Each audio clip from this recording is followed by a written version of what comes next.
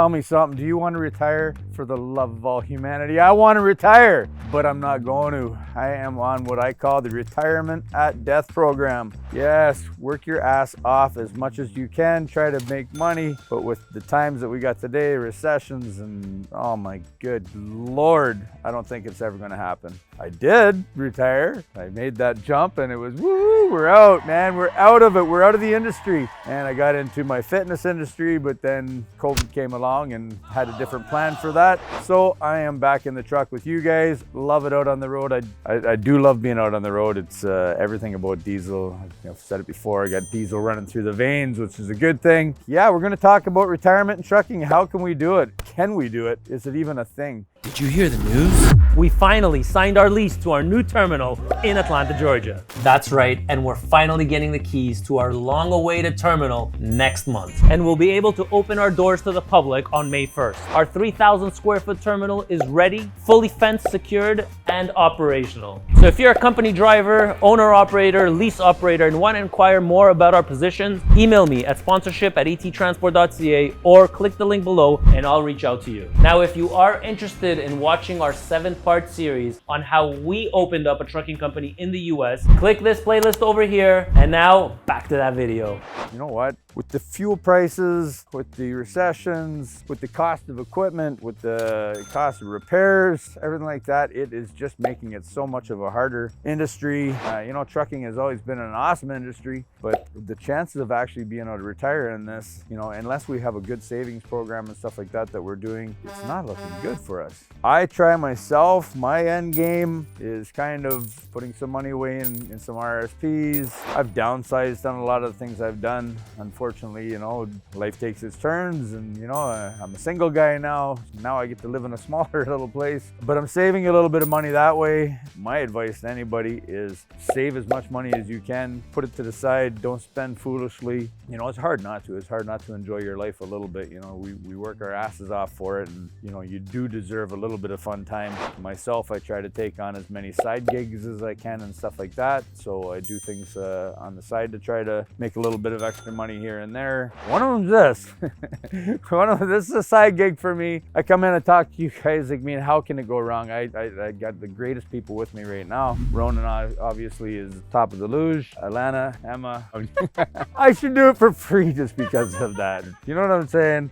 Personal training is another side gig. I do a lot of that on the side. I'll go to people's houses and do in-house training. In the works of doing some video stuff for myself. So I used to do a lot of stuff on Instagram and stuff for fitness, but this year maybe we're gonna try a different avenue with my fitness. Might have got talked into doing a competition and stuff like that. So, you know, can I make any money with that? Can I get sponsored or anything through any of that stuff? So you got to look around. You got to look at what avenues you got and work with what you got. And maybe if it's trucking, if you own your own rig, maybe you do a couple side gigs where you're pulling some trailers around or you're doing some shunting. Or if you're a company driver, maybe you get into another company and you're doing some side gigs with these companies and stuff.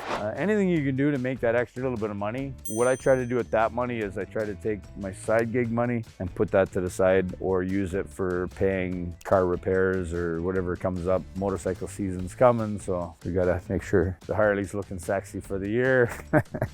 So if you're thinking about retiring, you know, it should always be one of those things that's on your mind. Like it's inevitable. It's gonna happen one of these days. You know, we can't drive till we're 100 years old, and some of us are forced into it. Like there's a bunch of things that can cause you to have to retire early. You can be forced to retire because of what's happening with our body. Trucking is very hard on the body. Back issues a lot with a lot of truck drivers. You know, the seats have improved over the years and stuff like that, but you're still for a long time. It's that constant pounding and compression of the spine in the angle that we sit in a truck. So, you know, that can be a cause for early retirement. I just can't do it anymore. You know, every morning I wake up, it's harder and harder to get out of bed every single day.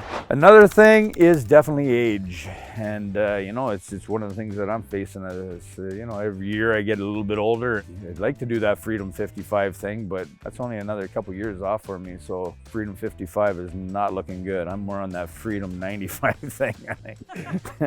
I don't know about you guys, you know, but how the age and stuff, and it all depends on how we treat our body and stuff too, right? Like I'm 51 years old and I still look pretty good. I still am pretty agile and stuff like that. But some of us, maybe we have an eating disorder, or, you know, like, I mean, trucking is hard to eat on the road and stuff like that. You know, obesity is a huge factor. You know, you can't do it forever when we're walking around at much heavier body weight than we should be. And unfortunately, trucking is not the greatest weight loss industry that there is out there. Another cause could be trucker injury, depending on what's happened to us through our career. You know, have I fallen off a flatbed? Have I cracked my kneecap? You know, was I involved in an accident and that gave me an injury where, you know, it's really slowed down my process of what I can do in a truck. We get injured in a lot of different ways out there operating a truck, and you guys probably know it as much as I do. Like, I mean, I used to call them UPIs, unidentified party injuries, but now they're like UTIs, unidentified trucking industries or injuries. Half the time I go home and I got a cut on my leg or you know, a bruise on my arm, and I can't even remember where the hell I got it through the day. You know, it's a fast-paced industry that we're doing, and you know, you're opening up a trailer door and you smack your finger in between it, and you don't even remember doing it because, you know, you're in a hurry at that time, or, you know, you banged yourself with your load bar or a chain or whatever it might be. But those things all, you know, they catch up on you,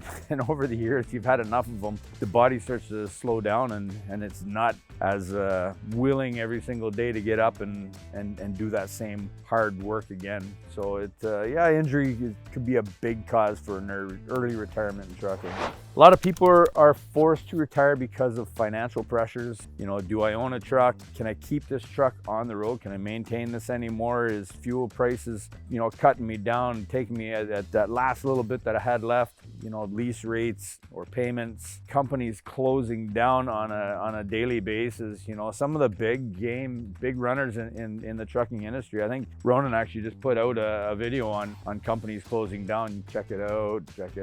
It's scary, man. There's a lot of big games out there, and there's a lot of people that have been in the industry for a really long time. And when you're seeing some of those names going under, you know, it's a cause for concern, and it's something that us as truck drivers, I don't know if you follow the industry at all, but you know, if you're looking around and you're seeing at some of the stuff that's going on, then yeah, it's a definite cause for concern, whether or not our financial state is going to be able to keep us in this game much longer. Last but not least, I guess, is you gotta ask yourself at the end of the day, trucking is probably, you know, up there in the top 10 deadliest jobs that you can have. Believe it or not, it's like you're working under stress and fatigue all the time. Why would I want to get into trucking right now if it's such a, you know, there's all these things that are against us? Why bother getting into the industry? Some of us are forced into it. Like for me, my education wasn't huge. You know, I didn't go all the way through school and have all these degrees and stuff, and I wish I did, and you know, shame on me, I should have listened to mommy, right? Young, dumb, whatever you want to call it,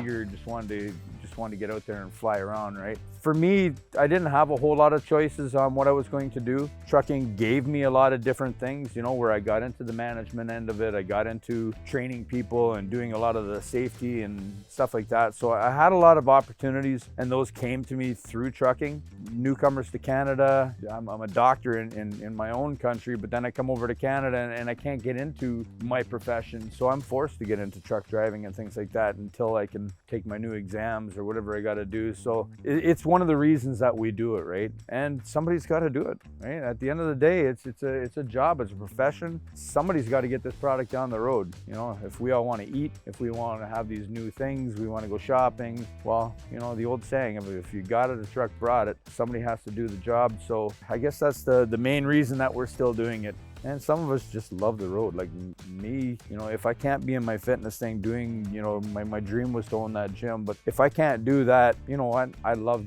trucking. I do. I love the camaraderie. There's, believe it or not, like, you know, there is still some of it out there. Every now and then that little funky square thing on my dash called a CB actually lights up and somebody talks to me on it. It's usually some pretty good conversation, and you meet some great people on the road. And so for me, that's why I stay in it. You know, at the end of the day, I absolutely love being a trucker, but I want to retire. For the love of all humanity, let me retire. I hope you guys got something out of this video. Obviously, I always say, leave me those comments down there. I love reading the comments, good, bad, and ugly. There's some in there. You guys bash the hell out of me, some of you guys, and I love it, you know, throw it at me. Make sure you like us, love us, hit the bell. We will see you guys all again next time. Keep the shiny side up, the rubber side down. Bye-bye.